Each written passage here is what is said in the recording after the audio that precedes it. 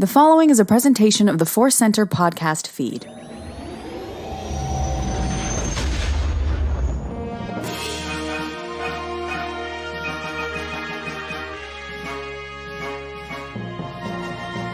From the center of the galaxy, this is the ForceCenter podcast feed, and this episode is Cues of the Force. Quails. No, now I'm just saying every cue word there is. It's Questions of the Force. You send us questions, and we are excited to have answers of a kind. My name is Joseph Scrimshaw.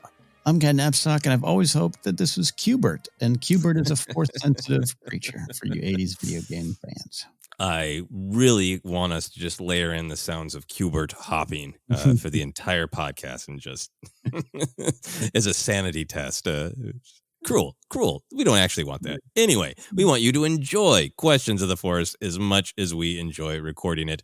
We want to let you know, as always, that today's podcast is brought to you by Audible. Get a free audiobook download and a 30-day free trial at audibletrial.com/ForceCenter. Over 180,000 titles to choose from for your iPhone, Android, Kindle, or MP3 player. We are recommending Padawan by Kirsten White. We were going to review it this week, but then more life happened. We are going to be discussing it very soon. If you've already read the book, that is wonderful. If you want to listen to it and have it all in your mind before we discuss it, you can download your free audiobook today by going to audibletrial.com/ForceCenter. One more time, that's audibletrial.com/ForceCenter for a free audio book. We're also featuring a new segment that we haven't quite figured out the name for. Right now, I have the very boring name, Ask. We want to be good about asking directly for specific help and putting it at the top of the podcast so people have a chance to hear it. Ken, do you want to share our current ask? Yes, I do. Our current ask is we are building out our YouTube channel. Finally, yes, I know. Finally, after all these years, we've been rebroadcasting podcast stuff. There's other things up there, the In Memoriam videos, some ForceCenter extras, our great databank Brawl animated version of a show that Brian Ward did for us. It's all there, but more things are coming. And to help us grow, we're asking that you go over there and maybe consider subscribing. We're trying to reach a goal of 6,500 subscribers, and we're getting close. And then from there, we'll build out more and more and more. But we just want to ask you to maybe consider going over there. Even if you don't spend a lot of time on YouTube, just want to support the show, support the brand. Go ahead, give us a subscription. Go ahead and hit that bell so you never miss an episode, especially those live Q&As that we love doing so much. So that is our humble ForceCenter ask for the day. That's right. Hit that bell. Ding, ding, ding. Like Q*bert jumping up a pyramid. It's all about Q*bert today. Anyway, we're going to get on to your questions of the Force, not Q*berts of the Force. We have two questions on Twitter and two questions from our patrons on Patreon. We go first to Twitter. And Jacob says, in Tales of the Jedi, do you think Yaddle had any chance of turning Dooku back to the light? And if she had, would the two of them been able to defeat Darth Sidious together? Oh, I love this, Ken. This is an emotional question, and it's a could they have kicked the evil space wizard's butt question. Love Tales of the Jedi. Love the Dooku part of it. I know you do too, Ken, so I'm really excited to discuss this. So let's start with the first question. Do you think Yaddle had any chance of turning Dooku back to the light? How do you feel, Ken? Absolutely. Next question. No, absolutely. Her empathy for him and just this understanding of and for what he was saying. What he had experienced, what he was going through was the weapon to turn him, if you will.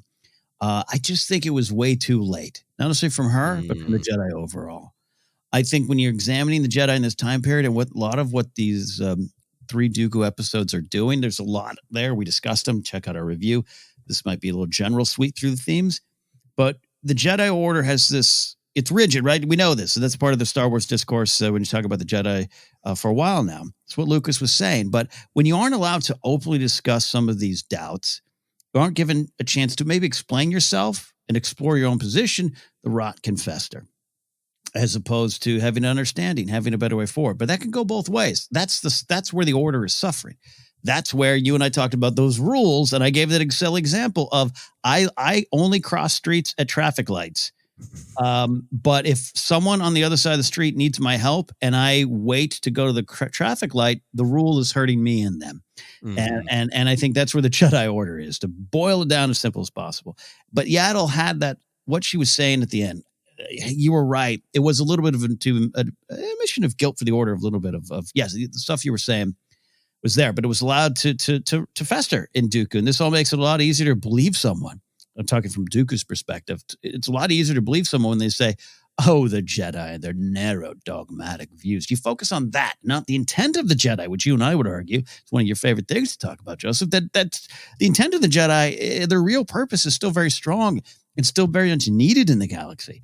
We need them there. It's just the Order itself was crumbling. And Yaddle, to quote Toto in their great song, hold the line. Love is always on time. Hold the line. She would have held the line with Dooku if you got to him earlier. This is absolutely our 80s time travel episode, listening to Toto while playing Q*bert. And having a New York seltzer at a frozen yogurt shop. Exactly. Playing Miss Pac-Man at the pizza parlor. Dragon Quest. Dragon Quest. Anyway, no, I really love what you're saying. I think the way Jacob is asking the question, I kind of took it as, do you think Yaddle had any chance in that moment, in that episode? And I love what you're saying, Ken. I think if Yaddle had understood how tortured Dooku was earlier, that she would have been able to reach out with him with that empathy. You know, she even tries in this episode, right, of saying, like, I agree that the Jedi have made mistakes. We didn't need to lose Qui-Gon. Yaddle is walking away from the council, perhaps walking away from the Order, but not what the Order stood for, right? It's a very Yaddle as Ahsoka moment in that episode, where she's saying, like, yeah, you're right, Dooku. If the Jedi have strayed from the path of our absolute mandate, which is to use our power to help people, use our power to hold back the darkness. If the Jedi have strayed from that, then let's have a problem with the organization, but let's not, defy the underlying principles, Mm-hmm. And I think she is making that argument, but I think at this point in time of that episode, it is too late. I think that this was a great dark side story of the reason that it can be sometimes, I think, be hard to get through to all of us as individuals when we're making bad choices is we're too invested in the way we framed the debate, right? Mm-hmm, mm-hmm. We can pull out and see, obviously, like, yeah, Yaddle's talking about correcting the mistakes of the Jedi, using their power to help people who need it, and Darth Sidious is lying, right? That in order to make the Republic better, you have to break it. You have to do all these awful things. Even Dooku is seeing it, right? He's saying, you shouldn't have let Maul kill Qui-Gon.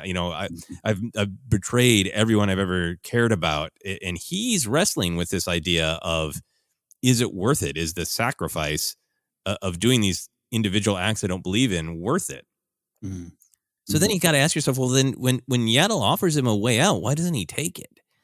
Yeah. And that's was where I think he's too far gone, is that he's invested in framing the debate the way he needs to.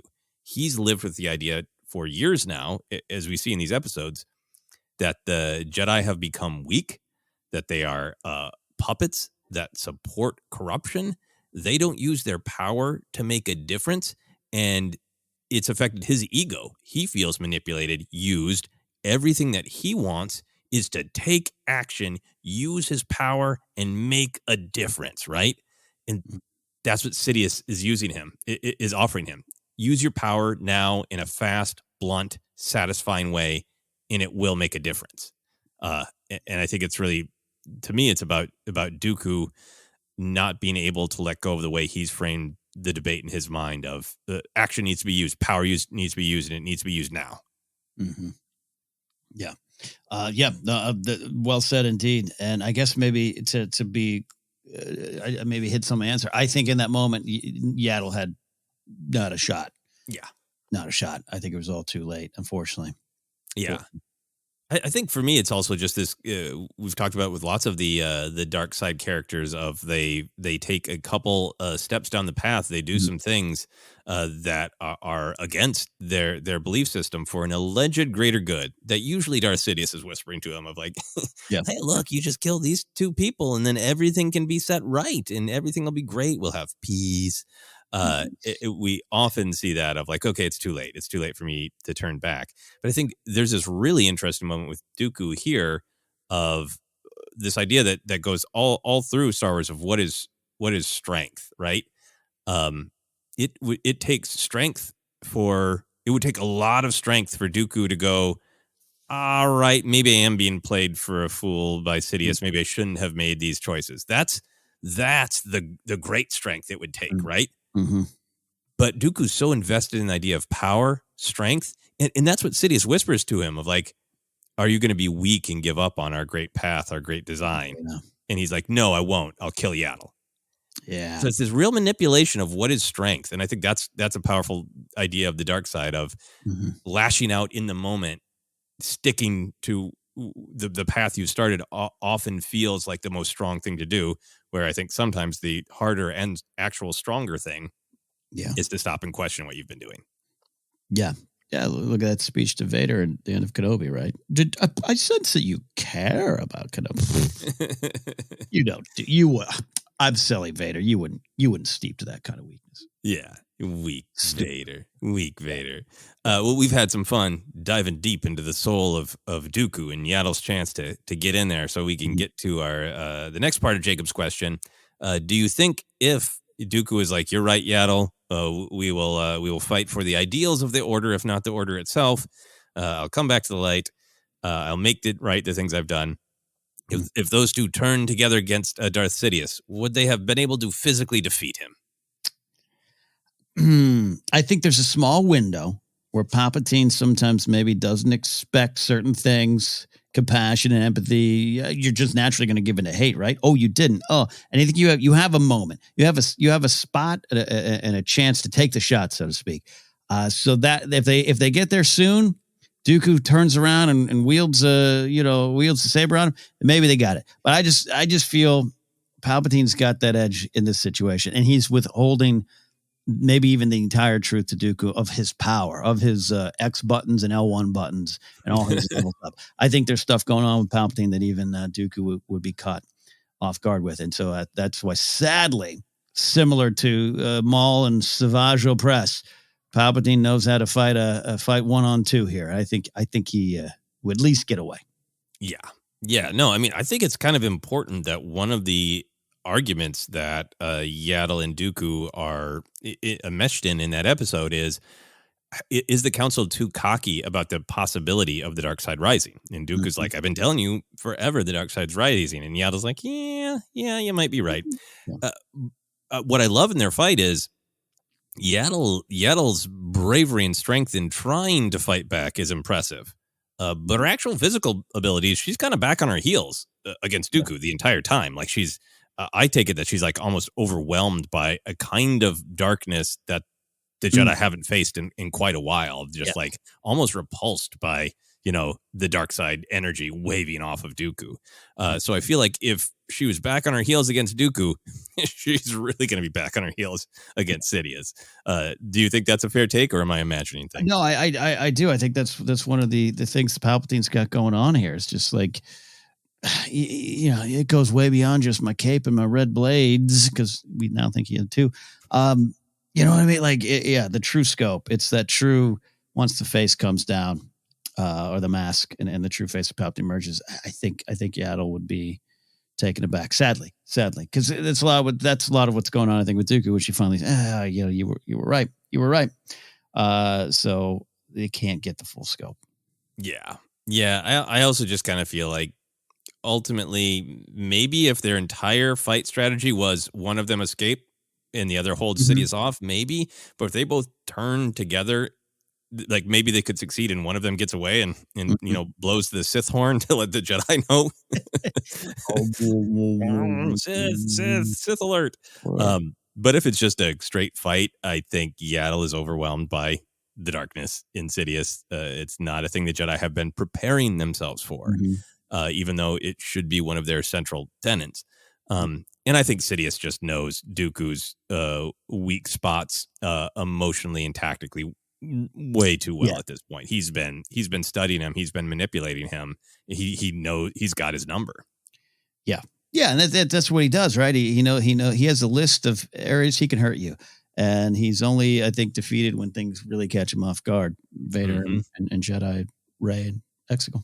No, absolutely. Any other thoughts on this question?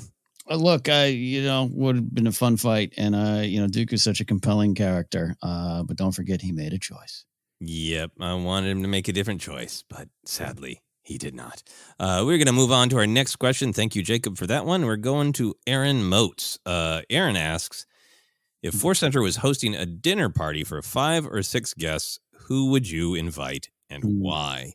When I pulled this question, Ken, I almost texted you and said, hey, we got this question. How do we want to interpret this? Do we want to interpret it as real life? Do we want to interpret this as Star Wars characters? What do we want to do? And I decided to choose chaos.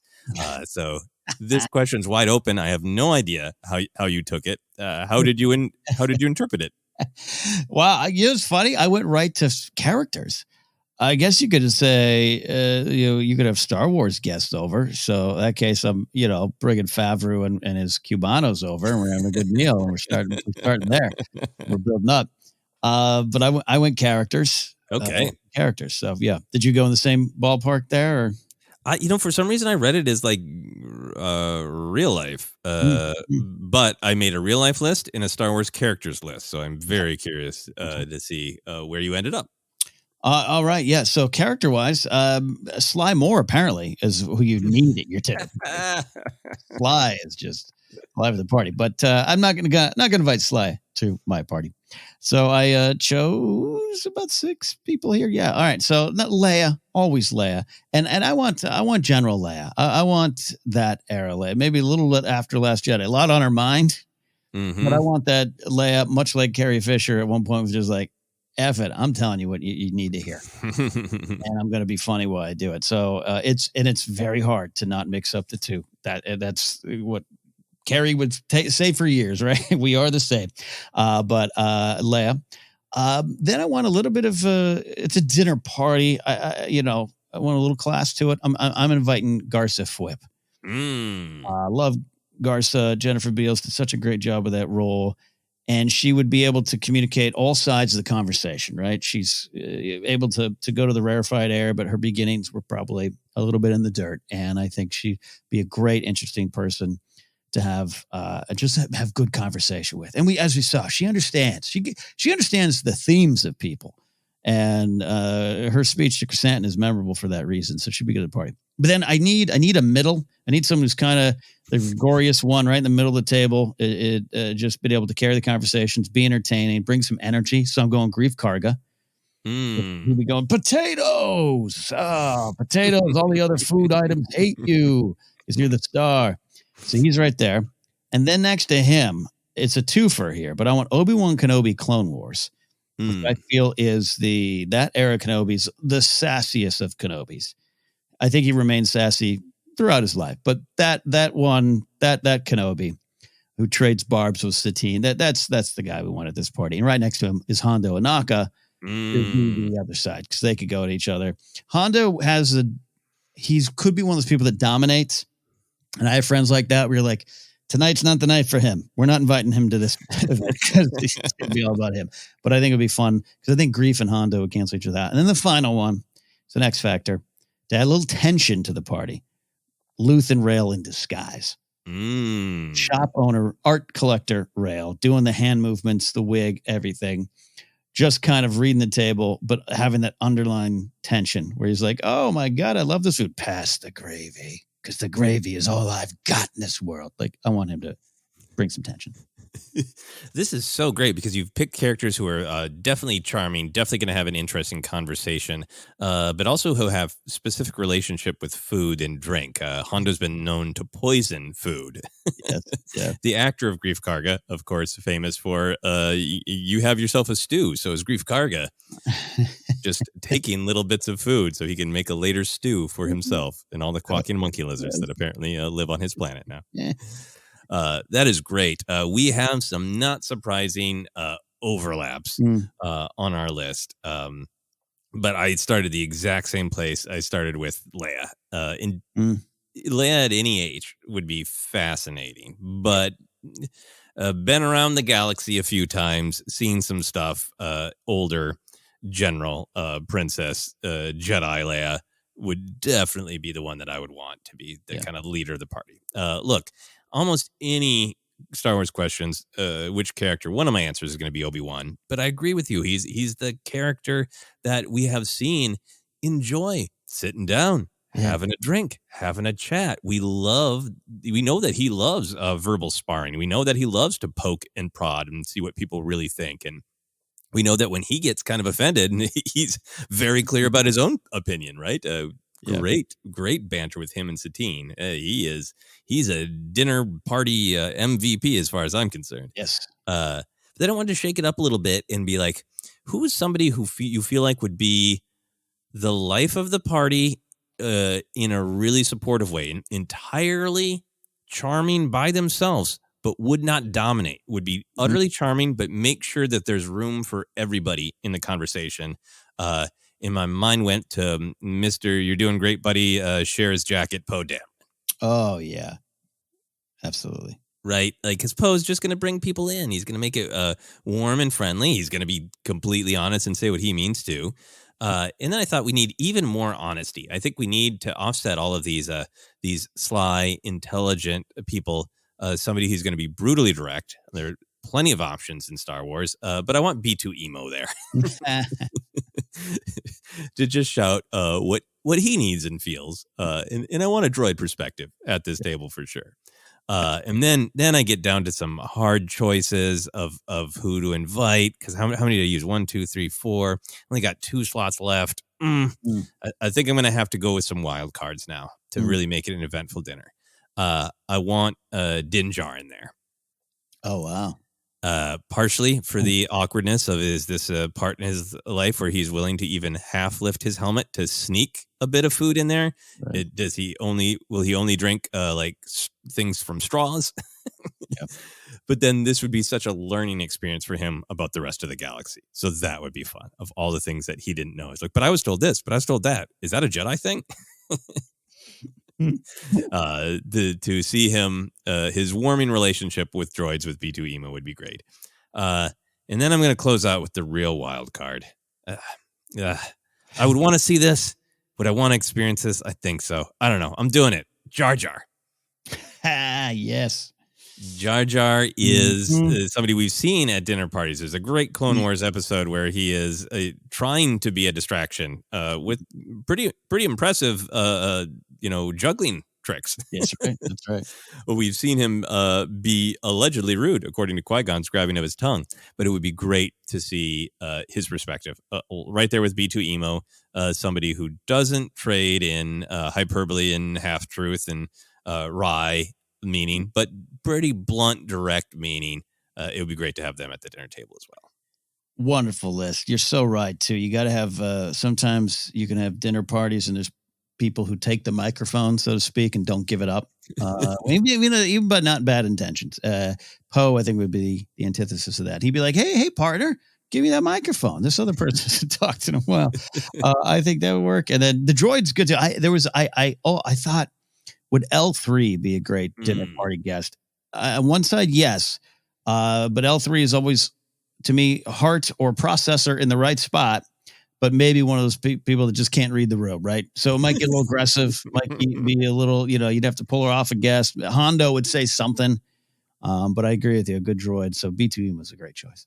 Yeah, no, I considered L3 as well, but I feel like there might be only one topic at the dinner table that night. Understandably so. And I'm going to leave my real life answers a mystery, because I think that's Ooh. plenty of answers. It will come up again in the future, I'm sure. Any final thoughts before you take a quick break? No, now someone's firing up that question in the bullpen. They're going to ask us directly that. Real humans you want to eat food with. Fun Star Wars question. Thank you, Aaron, for the very fun question. We will be back in a moment to take questions from our patrons on Patreon.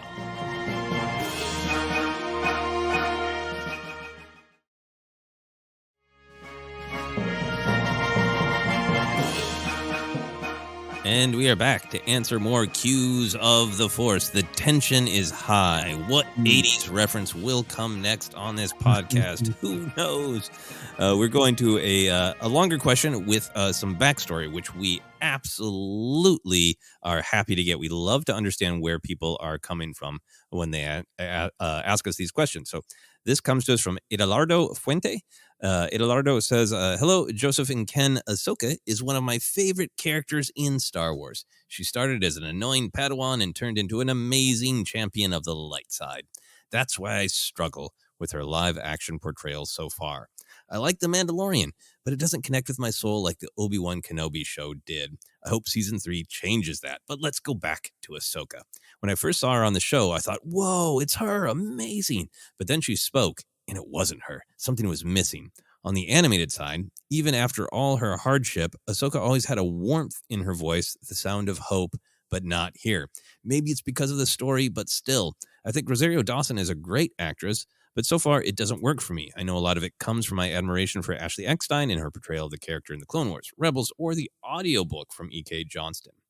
It's not easy to fill someone else's shoes. I'm not trying to be negative. I know all too well how someone's opinion can affect you. As someone who loves the sequel trilogy, I'm not trying to hurt others with my words because I know how it feels. So I'm hoping you may offer words of wisdom on the subject. Also, how do you reconcile the fact that we can use James Earl Jones on every appearance of Darth Vader, even going so far as to save it for the future, thanks to the Ukrainian company you talked about a few weeks ago, or use de-aging technology for Luke Skywalker for The Mandalorian, but we can't do that for Ahsoka? Is it because she comes from the animated side and is not as important? I'm still looking forward to the Ahsoka TV show. I hope reading my message wasn't a chore. Thanks, ForceCenter, for all the joy, and hope you bring us. May the Force be with you. Well, I will start by saying it was not a chore to read your question at all. I really want to thank you for bringing up something that you are challenged by and bringing it up from your perspective, because I think that's what's really important. We're never against disliking something in Star Wars. It's all about the way it's expressed. I think where we're coming from here on ForceCenter. What are your thoughts on that, Ken? Yeah, simply because I'm in that ballpark too, where Kenobi, the series Obi-Wan Kenobi, just found my heart a lot quicker and a lot deeper than The Mandalorian, which I enjoy on a different level. And that's just personal preference. It's personal experience, perspective. It's what grabs you, and that's always okay. So I'm with you on that. And yeah, I think it's very important to choose your words carefully, sometimes to the point where it might seem annoying, where you and I always joke about our caveats. I just think in this day and age where communication is just at everyone's fingertips, and it's all a bunch of loud noises. If you're not careful, I hate it sometimes maybe even lose my cool a little bit, or don't choose my words carefully, and it does come off as a little bit more stringent and insulting. And that's, sometimes I can lose my temper, but yeah, I think it's important. So I really respect the framing of this question of, it's something I'm not working with. It's not working with me, but I don't want that to step on anyone else's joy. It's very important. Yeah, and being open to the possibility of how could this become more joyful for me. Maybe it won't. Maybe in our discussion of this, we don't end up helping Adelardo at all. But I hope we do. But just the fact that this question is framed as like, "Hey, I'd love to enjoy this more." Maybe the Ahsoka TV show will be different. I think that's important too. So no problem bringing up a thing that you're struggling with. I think that's a part of celebrating Star Wars. Is sometimes a celebration just flows, and sometimes something bumps for you and you're looking for a way in to enjoy it. So let's get into that, Ken. There's a couple different questions here. I think kind of the differences in characterization, and is there a why for that? And then also just sort of I'll use this scary word, the tension in Star Wars right now about legacy characters, honestly, about when when is a recasting an of course thing, and when is it, ooh, we shouldn't do that. There's some back and forth on that right now in Star Wars. So where do you want to start? Do you want to talk a little bit about the recasting, or about the sort of the interpretation of Ahsoka in the show? Maybe the recasting. Okay, yeah, let's start there. I get it. Yeah, I don't know. Yeah, the wonderful points here on these three characters: Ahsoka, Luke Skywalker, Darth Vader. The easiest one for me is Darth Vader. Character in a mask. It's an iconic voice. It does not mean it has not been done wonderfully elsewhere. I always like to highlight Scott Lawrence's performance as Vader in several spots. And you can no longer say, well, you need James Earl Jones knows how to act the performance. Now it's a different thing. It's not easy. I don't want it to sell it as easy, but it makes a little bit more sense for me. The Luke Skywalker one, I don't think it's universally received well. I have a lot of friends who are like, nope, immoral, nope, bereft of creativity. It's holding on to the past. And I have other people, including Mark Hamill himself, tweeting out like, don't say, that picture of him in the role. Don't say I'm not involved. Don't say I didn't have a thing there. I think it works for me. One, I think the first appearance didn't necessarily work for me in terms of appearance. I think it was a little rough, and they've gone back and maybe fixed that up. I think that's fair to say.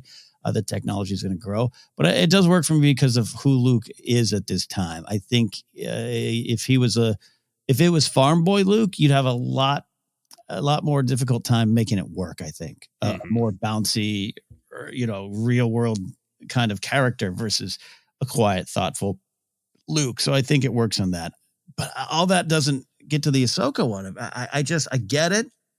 I just think taking Rosario out of it, I just think it would have been a tough sell for me as Ashley in that live action role. And I can't fully explain why, because I think she's super talented, and Ahsoka grew to be one of my favorite characters because of what she brought to it. And she understands the character. And I understand why it's a bit of a minefield to step through. And my honest answer, Joseph, I have no good answer for it. Mm-hmm. I just think it is what it is. And some of it might be very real world that we don't know the whole story of. I'm not even saying that in like a bad way. Just who knows? But this is where we're at. And I just think all three of those characters are almost different categories for me on the recastings or not. Yeah, no, I totally agree. I think that there is a real wrestling with legacy characters who started in live action, right? Is that all the different opinions of, is that more distracting to have new actors, Luke Skywalker? There are a lot of people who wanted that, right? But yeah, but Mark Hamill is directing the performance, basically, is what we're being told through the behind the scenes things. Obviously, the up and down with different people's strong opinions about whether or not recasting a young person as young Han Solo, if that worked or not, Yeah. I think Vader is to me a story of opportunity. Yeah, because going back to the public radio adaptations where Brock Peters is Vader, there's been a lot of Vaders, but I think there's this opportunity with this technology, with the thumbs up, the legal and moral thumbs up from James Earl Jones himself to continue that legacy. I think it is about opportunity, whereas something like Peter Mayhew, physically couldn't continue as Chewbacca, so sadly passed on. And so that legacy has been passed on, which is not one I think that people really struggle with as much, So I think it's about the feasibility, the practical feasibility with some legacy characters. Yeah. I think for me with the Ahsoka, I totally empathize with Ashley Eckstein's voice is so much what that character is. I've been rewatching Rebels, where she comes in and she's quite muted compared to the Ahsoka that we knew. She's playing everything pretty close to the heart, and that warmth that Adelardo is talking about is still there. Yeah. So I really, really get that. I think for me, there's a couple things that I think about there is just the honesty of, outside of Star Wars, if you're asking me, do voice actors have the same status that live screen actors do? No, just a brutal honesty. It's ugly, unfortunate. I don't entirely agree with it, but in Hollywood, no, they don't have the same status. The most popular voice actor in the world can't get a project made when you're pitching a project if you attach a popular voice actor. If you attach a very popular live action actor, that ups your chances of selling the project. So there is a reality there in Hollywood right now. I'm not saying that's what happened with Ahsoka, with the upcoming Rebels characters in the Ahsoka television show. I wasn't in the room. I don't know. But in Hollywood, yes, they don't have as much juice. So I think there's a thing that I'm like, that's always a possible factor. I don't know. I think another thing with the recasting of Rosario Dawson is like, I want to be sure to listen to all the voices, particularly when it's something that impacts people more strongly because of their life and their history. I know that there are a lot of people who feel strongly that Ahsoka has always been coded as a person of color, so wanting that representation in her live action casting. So I try to be, mindful and listen to all those debates, and I don't feel like I am equipped to particularly weigh in, but I know that is a factor for some people. So yeah, I think for me, there are just so many factors in recasting her that I don't know. I can't know. I can have an opinion about this part of it. I don't have an opinion about this part of it. I don't think any of the recasting with characters is one-to-one. I don't think it should be one-to-one. That if we do Luke this way, we should do Vader this way. We should do Ahsoka this way. We should do Sabine this way. I don't think it should always be a one-to-one. So at the end of the day, for me, I'm just sort of like, I'm sorry that the recasting is hard for some viewers. I'm sorry if it's hard for the voice actors, but I want to put my focus on is this character shining in the story, because the recasting conversation is so complex and so difficult. No, I mean, the animation live action divide is still very strong. Still very strong. I mean, Joseph is an animation writer yourself. It's that the noses that are people look down over you on are plentiful. Yep. It does happen. And again, I can't say enough. I don't know if that's a factor or not. Yeah, it's a factor in Hollywood. I don't know if it was a factor in this decision, or if other factors were more important. Obviously Rosario Dawson is an established actor, established live, live screen, live action actor. A big deal. So getting into then how Ahsoka comes off in these initial appearances. She's had the 2 live action appearances, right? In The Mandalorian and then in Book of Boba Fett. I feel I really enjoy Ahsoka, and I enjoy the performance of Rosario Dawson as Ahsoka. I've enjoyed Ahsoka. I agree with what Eduardo is describing, is that there is a lack of warmth, but for me, I'm interpreting that as where the character is in her journey, right? I think in the Mandalorian episode, we're meeting her at a lower place. She is clearly still quite broken up about Anakin's fall to the dark side. She is actively hunting for Ezra, who she promised she would find. We are meeting Ahsoka in live action for the first time at a moment in her life where it seems to me that she is dealing with lost connection, and maybe even still reeling from lost time to exactly where she was during the Galactic Civil War, exactly what was happening to her.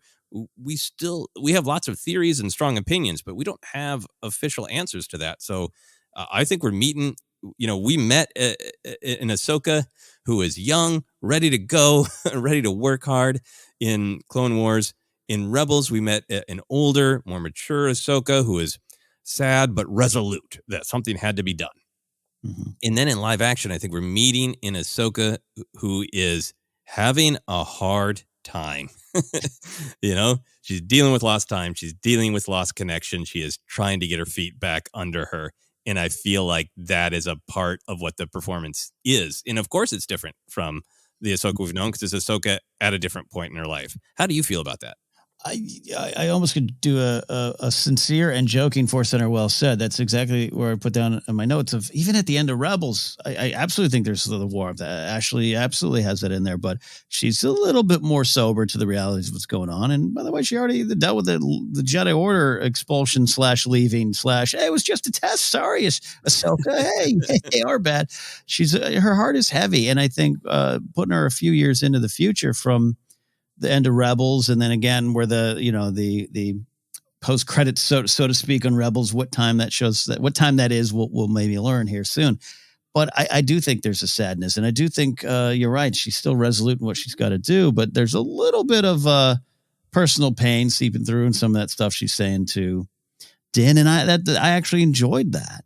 I actually like seeing a little bit of that hurt to see where we're going to go with this character. A little bit of anger too, a little bit of even some of the stuff she says to Vader. I ain't a Jedi, so I'm here to avenge Anakin. Like I do love the little wrinkles in that character because it just makes sense for someone who grew up from that snippy little Jedi to where we are now. Because I think it already starts to change by Book of Boba Fett. A little more of that smile. A little bit more of that smile there. A little bit more of conversations with Luke. A story we want to hear. Maybe we'll get that too. So yeah, I think it's great. Great purpose. Yeah, and I really agree that she has a different vibe in Book of Boba Fett. I'm so curious to see how the Ahsoka television show reckons with her timeline and kind of puts these things on the map of her lived experience, because she does seem more balanced in Book of Boba Fett to me, and she does seem a little bit more kind of her old self of compassionate and a little testing, there's a little bit more, mirthful, but just a lot more centered. And I think we can really draw a line that she seems torn up about Anakin with a direct line of, I've seen what, bad attachment issues can do to even the greatest Jedi. And then she's, much more hands off. Like, clearly she's met Luke. They must have had a chat. She has this "so like your father" comment. She's still I think attachments are a real concern, but Luke's the teacher. I'm not teaching him. Let Luke figure it out. It seems like they'd be in a much better place, but we'll see how that all tracks. Kind of final big thing for me in evaluating the jump from the animated Ahsoka we know so well to the live action Ahsoka. I think one of the things that might bump for people is, contrary to some of the criticisms that are out there, in my opinion, her 2 appearances aren't really about her. She's there to serve other people's stories. We're hearing and seeing bits of what's going on with Ahsoka because they're the bits that are important to what is going on with Din and Grogu's decisions, and Luke's even up to a point in Book of Boba Fett. There's the criticism that Mandalorian season 2 fell off the rails because it became about other characters. And I think we meet a lot of other characters and we maybe learn their perspective a little bit, but they're all there functionally to serve Din and Grogu's journey in Boba Fett's journey, in my opinion. People can disagree, but I think that means we kind of haven't just really sunk in and said, who is Ahsoka? What did she experience? What is she reacting to? How does she heal? How does she make her choices?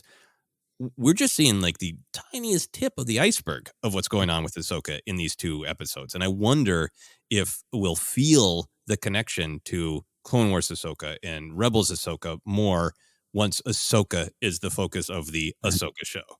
This is a great point, because at no point does Din look over at her and go, you seem kind of down. Why? So I think we're going to get that. Yeah. I understand your nickname used to be Snips. What happened to Snips? Nobody says that to her. Yeah. That's true. Any other Ahsoka thoughts?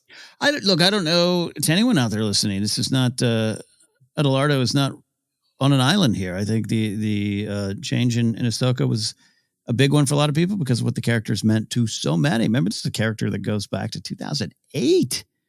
That's been around a while, Ahsoka. And I think without a doubt, there were some powerful connections. And it was a gear shift also because I think the perception was the Clone Wars team was super close.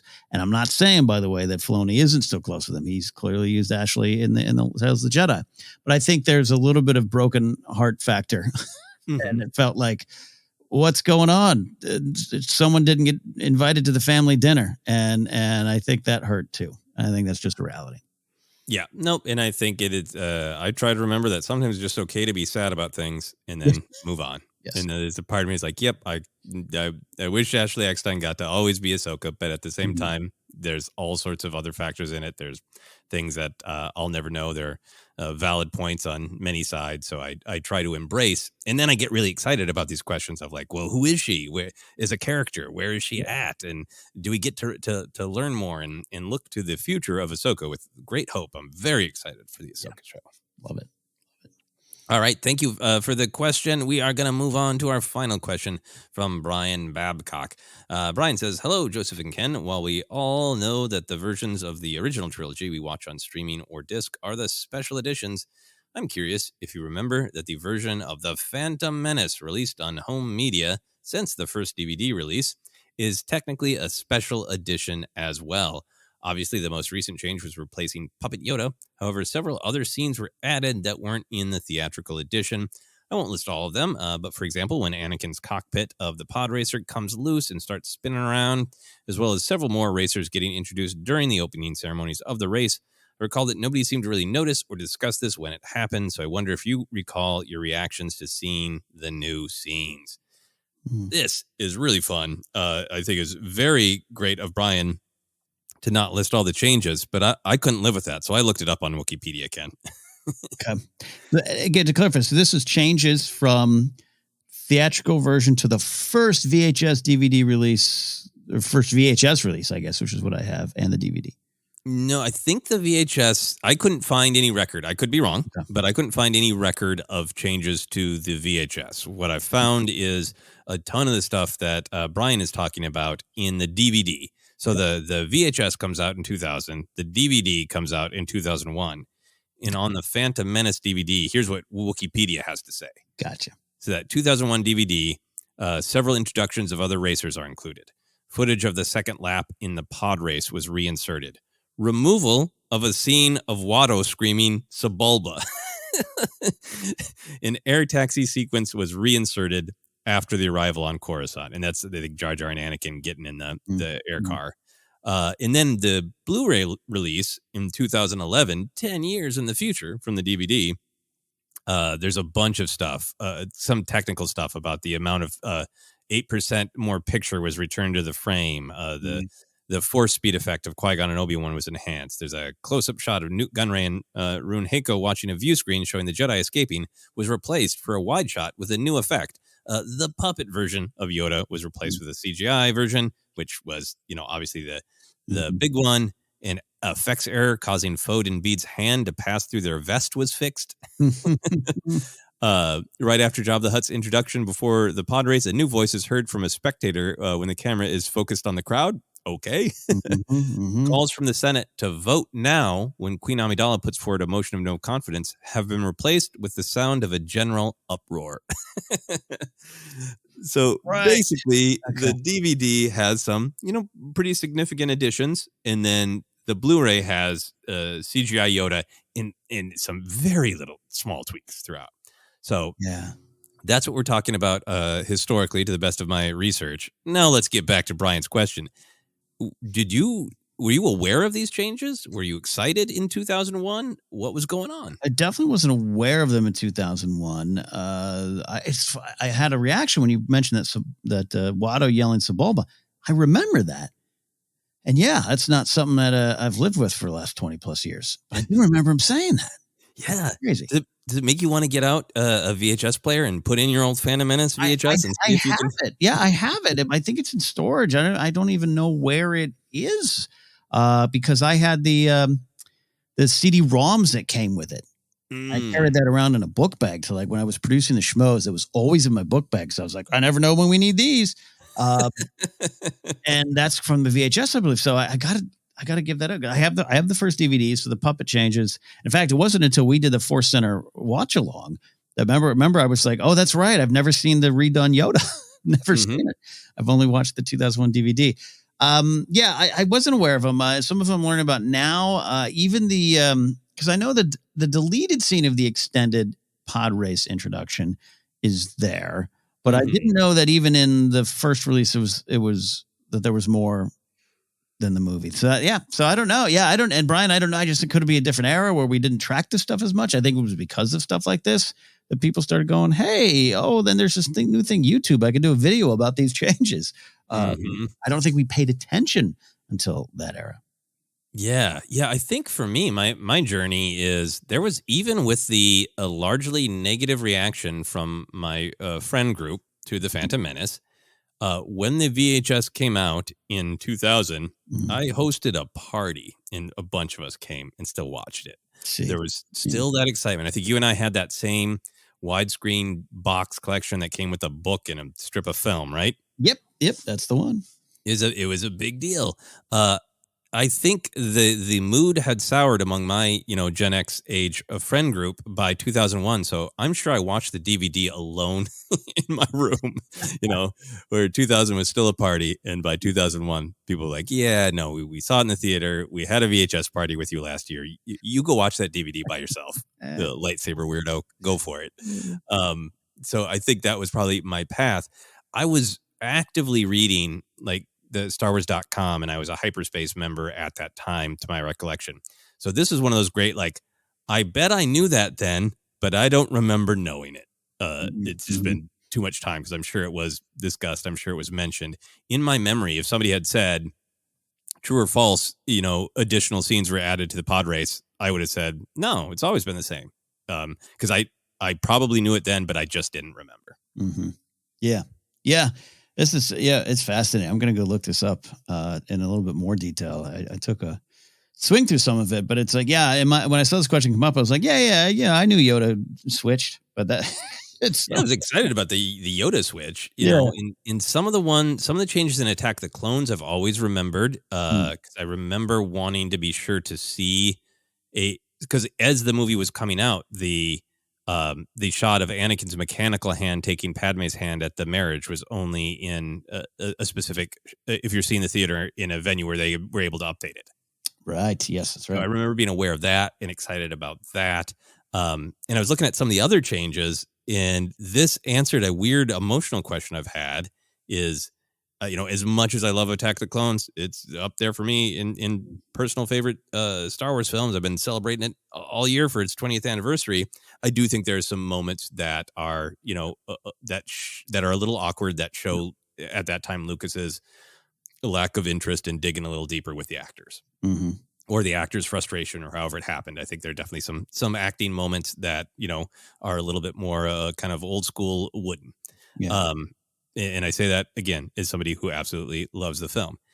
And I always remember saying, like, that moment where Padme has fallen from the gunship and the clone gets her and she gets up. It's so awkward, right? Mm-hmm, mm-hmm. And then I've been rewatching it, and it's like, why did I find that moment so awkward? It's really not that awkward. In the original film, there's a totally different beat there. Yes. Where she says yes. The clone trooper asks if she's okay, and she says yes, and gets up real quick. Yes.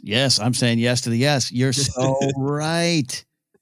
So I've been having one of those weird memories where, like, did I just respond to this beat entirely differently? No, it was actually a different beat. Different beat. Man, Sebulba. Yeah, wow. That's I have a vague memory of Watto screaming Sebulba too. You just you open up that, because I look, I know there's an angle to Watto that is sometimes discussed as problematic, which I get. So I'm not here to mock that or make fun. I've always enjoyed he's some good of a. I don't know. Watto tickles me. Maybe he shouldn't. And I do remember saying that in conversations with friends at Chili's, Sebulba. And it's been erased from my mind. Yeah, me too, man. Damn it. This is a really fun examination of how long these changes have been going on. The kind of classic Lucas futzing with some things, but not futzing with others. And if he still owned Lucasfilm, would he be futzing till the end of the time? Would the 4K release of Star Wars have a different version of the infamous Han Greedo McClunky scene? Who knows? Yeah. So there's that aspect of it. There's also, just for me, this great sort of time travel of, like I said, I was probably reading the hyperspace. Mm-hmm. It was probably reading the StarWars.com website, and I probably knew, DVD's got more pod rays. But because I didn't have friends who were super invested in discussing it with me, I certainly didn't have a podcast, then I experienced it differently. So the way we experience the media sometimes changes the media itself. The story is a fascinating thing to me. And then the other thing that I always want to be really open to is memory plays tricks on you. Always, but as you get older, for sure. I think I've told you before about did a rewatch with my wife of Star Wars Deep Space Nine, and there's a specific episode with an actor from Twin Peaks that I enjoyed the episode on Deep Space Nine, and I was rewatching the episode with my wife. I was like, I can't wait until we get to this scene.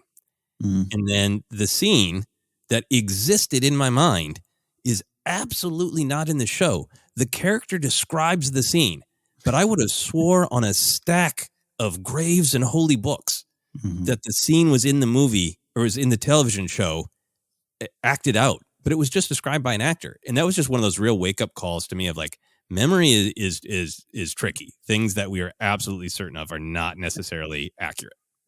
Look, I always this comes up every now and then. I usually go to two things. In a 17-year public safety career, I never had one witness get anything 100% right. Never.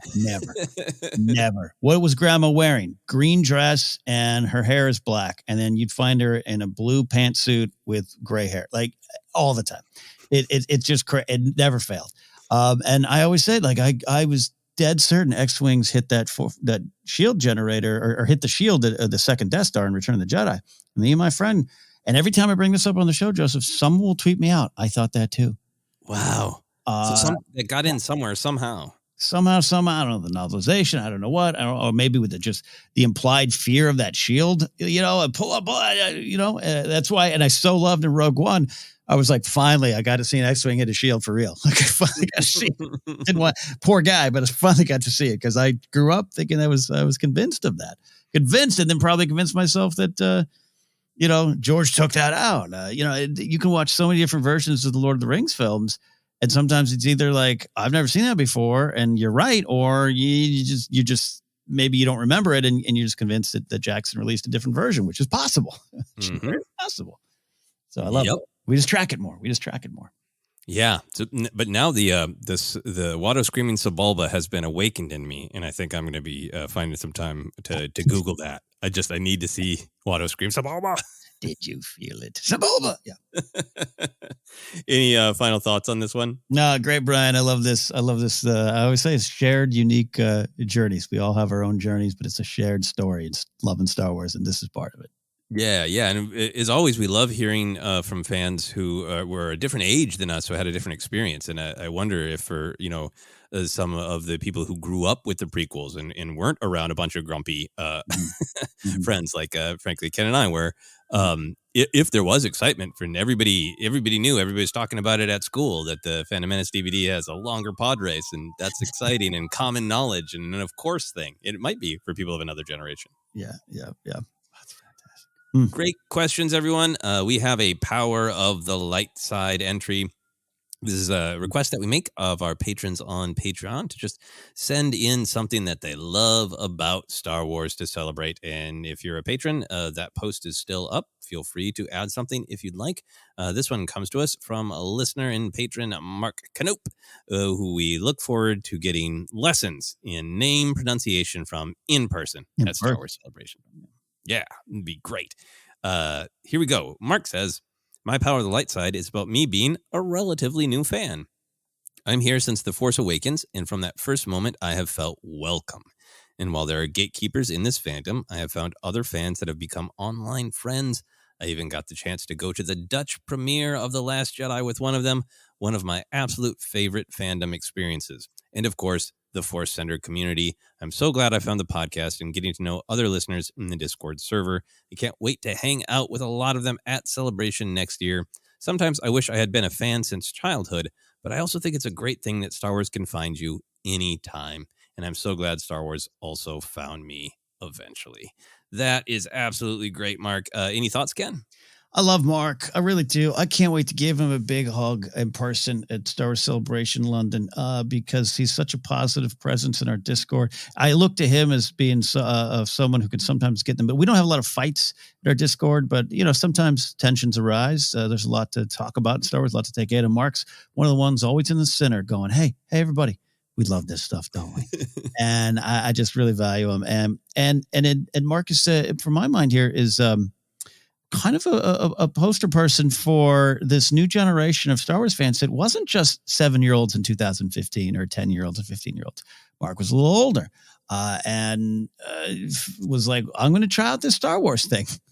I've probably heard about it in lore, but here it is in theaters. And I'm always proud of what we do at ForceCenter for all the many things we do. But one of the things I'm most proud that Joseph, we do with Jennifer is to protect entry points and celebrate different entry points into Star Wars. So love that. Whenever you get on the train is your time to get on the train, the space train. And we're like range troopers. We're going to try to protect you. Oh, wait, that didn't work out that good. But No, I totally agree with you. Mark has always been such a positive presence in the Discord and on our social media. And, I so enjoy being able to say this was my experience or our experience, Ken, because we're the similar age, and want to know other people's experiences and just be honest about, hey, this is how it affects you if you always knew Luke and Leia were siblings, right? This is how it affects you if you had, if the Rebels was the first thing you jumped into, it all changes how we experience Star Wars, and all those different perspectives are valuable and interesting. I think they're valuable and interesting for any storytelling, but in particular for me, for Star Wars, a story that is about nostalgia up to a certain point, and a story that is about generational change up to a point. It's really great to have different perspectives, different generations. And Mark has always been one of those really great perspectives where I have sometimes wondered, well, how would this land if if Force Awakens was my entry point, and to, have people to know that we have people in our community that was their entry point is just great to me. Yeah, absolutely. Well, thank you so much, Mark. Thank you to everyone who's been sending in Power of the Light Side submissions. Keep them coming if you want. And thank you to everyone who asked some great questions. Ken, that is it. Where can people find us? You can find us on Twitter at ForceCenter Pod, on Hive Social at ForceCenter, or on Instagram and YouTube as well. So we set up top, hey, we'd appreciate you getting over to YouTube and hitting that subscribe button if you so if you so want, because we got more things coming over there very soon. Podcast is available on Acast, iHeartRadio, Apple Podcasts, and more. Don't forget we're on Facebook too, ForceCenter Podcast. Merch available at tpublic.com/user/ForceCenter. And you can support us directly at patreon.com/ForceCenter as well. Get into that Discord where Mark will say, welcome. Here's your blue milk. Sit down. We're going to have a good time. You can follow me at Ken Napzok across all social media platforms. And at my website, kennapzok.com. Get information, buy my book, do all those kind of wonderful things over there if you want more of me. Joseph, if they want more of you, where can they go? Yeah, you can find me on social media. At Joseph Scrimshaw is my handle pretty much everywhere. I'm really enjoying Hive Social, so if you're there or want to try it out, it is really reminding me of early days of Twitter, where it is people exchanging jokes, exchanging the art that they love, and right now, for me, what I'm experiencing, a mood of fun and celebration and exchange. So if you're interested in giving that a try and seeing how long it stays that way, check out Hive. I am still on Twitter, Instagram, TikTok as well, at Joseph Scrimshaw, so you can find me there as well. And you can check out my YouTube channel. Just search for Joseph Scrimshaw. More comedy, more short films coming very soon. But for now, that is it. For myself, for Ken, for Watto screaming Sabalba, this has been Cues of the Force.